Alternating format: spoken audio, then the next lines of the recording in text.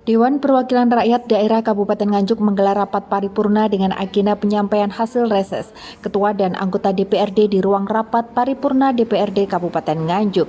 Dalam rapat paripurna yang dipimpin langsung oleh Ketua DPRD Nganjuk Tatit Heru Cahyono ini dihadiri langsung oleh Sekretaris Daerah Kabupaten Nganjuk Muhammad Yasin, didampingi oleh Wakil Ketua DPRD Nganjuk Ulum Bastomi. Rapat paripurna ini juga dihadiri oleh seluruh anggota DPRD Kabupaten Nganjuk bersama unsur Forum Komunikasi Pimpinan Daerah Kabupaten Nganjuk dan pimpinan organisasi perangkat daerah Kabupaten Nganjuk.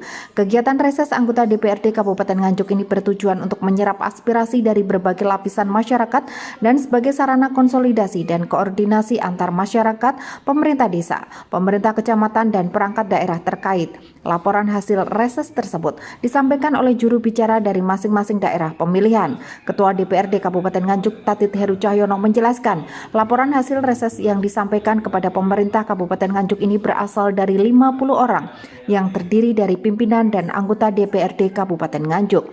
Dalam hasil reses tersebut, DPRD Kabupaten Nganjuk menemukan berbagai macam permasalahan yang perlu diselesaikan, meliputi penyelenggaraan pelayanan publik, pendidikan, kesehatan, ekonomi, pembangunan infrastruktur, sosial budaya, kesejahteraan masyarakat, dan keagamaan.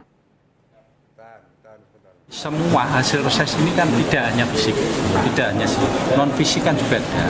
Maka ini tadi kami mengkomunikasikan dengan Pak PLT Bupati ke depan yang non fisik ini juga harus diakomodir, sehingga terkait dengan kegiatan-kegiatan lain tidak hanya melulu tentang fisik, non fisik, tentang ekonomi yang ada di masyarakat. Maka kemarin kita juga mencoba sambil melihat dari daerah-daerah lain ini sudah melakukan terkait dengan pelaksanaan hibah bansos maupun BK.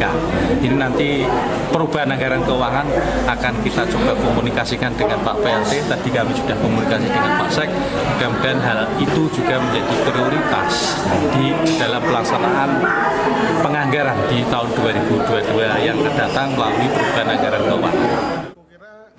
Sementara itu, Muhammad Yasin, Sekretaris Daerah Kabupaten Nganjuk, menyampaikan ucapan terima kasih dan penghargaan setinggi-tingginya atas kerjasama dan kiprah pimpinan dan anggota DPRD Nganjuk yang telah bersama-sama memperjuangkan kepentingan masyarakat sehingga hasil reses yang disampaikan oleh masing-masing dapil ini akan menjadi perhatian dari eksekutif untuk prioritas pembangunan di Kabupaten Nganjuk.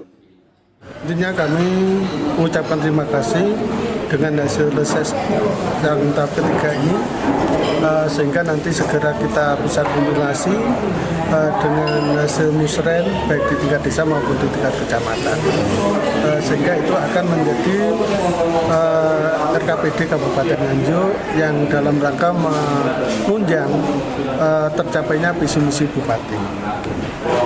Kedua, terkait dengan adakah kendala terkait dengan deadline-nya, Pak, terkait dengan aspirasi masyarakat ini? Aku kira semuanya itu ada jalan keluarnya, yang penting regulasi yang menjadi acuan kita. Jadi kalau memang itu sesuai dengan regulasi harus kita laksanakan, karena itu memang dari aspirasi masyarakat. Terus Pemda sendiri, Pak, difokuskan, Pak, untuk tahun ini apa, Pak, yang utama dikerjakan, Pak? Kalau kita akan bicara sesuai dengan visi misi Bupati, tahun 2023 itu kan jalan keadaan mantap. Maka itu dalam konteks fisik itu menjadi prioritas. Akan tetapi juga tidak mengurangi prioritas-prioritas yang lainnya, yang non fisik, sehingga keseimbangan itu ada. Kalau kita membangun fisik saja, non fisik enggak. Kalau enggak seimbang nanti kan kayak DPRD Kabupaten Nganjuk berharap hasil dari pelaksanaan reses yang dituangkan sebagai bagian dari pokok pikiran DPRD Kabupaten Nganjuk ini dapat ditindaklanjuti oleh pemerintah daerah sebagai bagian dari perencanaan pembangunan daerah dengan memperhatikan prioritas pembangunan daerah dan memperhatikan kemampuan keuangan daerah. Dari Nganjuk, Sofyan Hanafi, Bayu TV melaporkan.